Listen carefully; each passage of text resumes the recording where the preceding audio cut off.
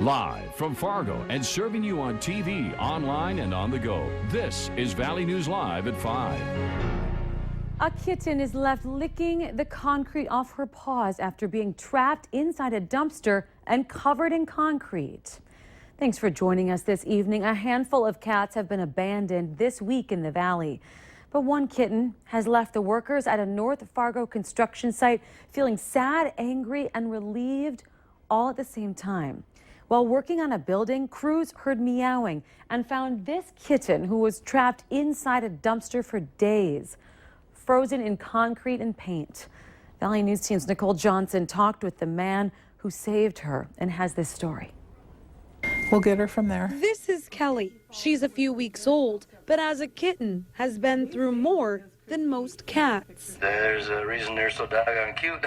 This is also Kelly. He's the reason little Kelly got her name after he saved her life. I don't know how the cat would climb up 6 feet of a dumpster and get in. Kelly is from St. Cloud, but was working at this construction site on 12th Avenue in North Fargo when his co-workers discovered a kitten trapped in concrete inside this dumpster. They can't move or anything, so I asked my boss if I could find a home for it. He said sure, so I spent a couple hours running around. There's no way she could have gotten in by herself because those dumpsters are this high and there was nothing for her to crawl up on. Cat's Cradle, a local animal rescue, stepped in and got Kelly back on her feet, saying they've never seen anything like it. Have a heart, people.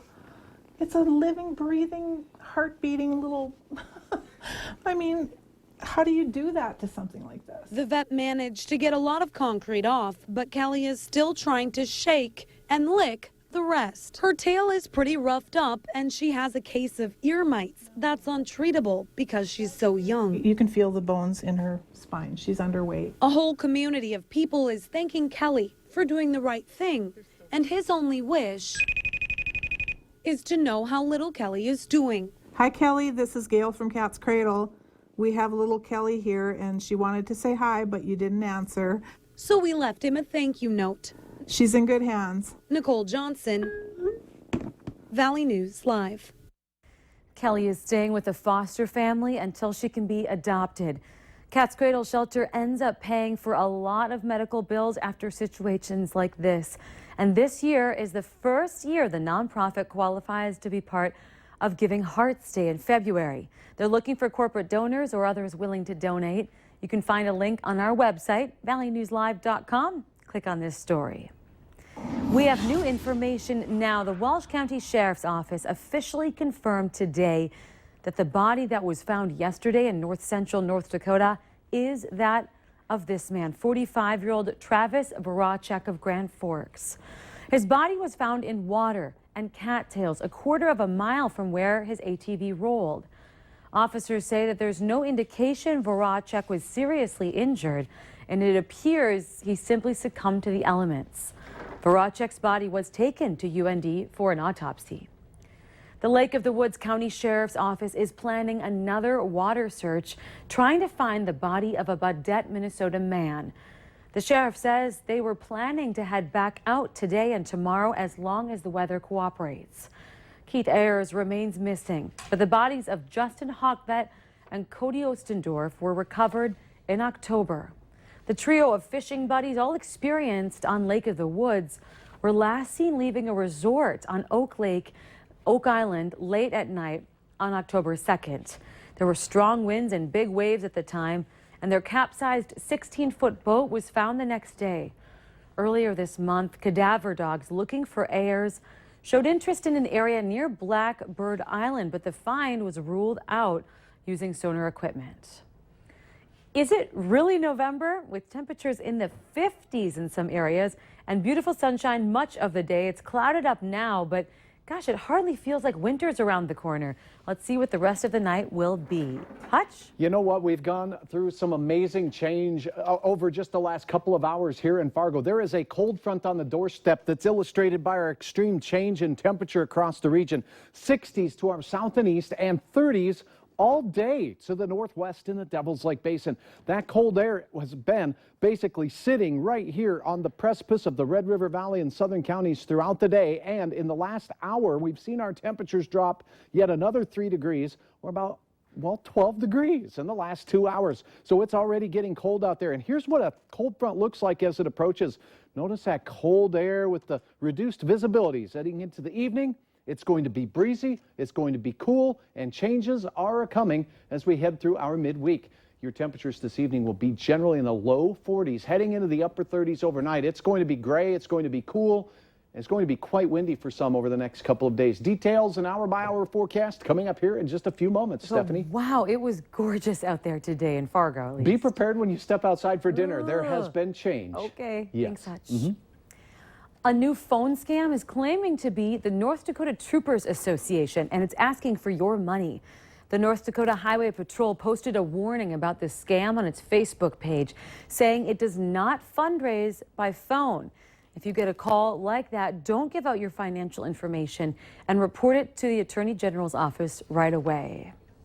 East Grand Forks Superintendent of Schools David Pace has resigned.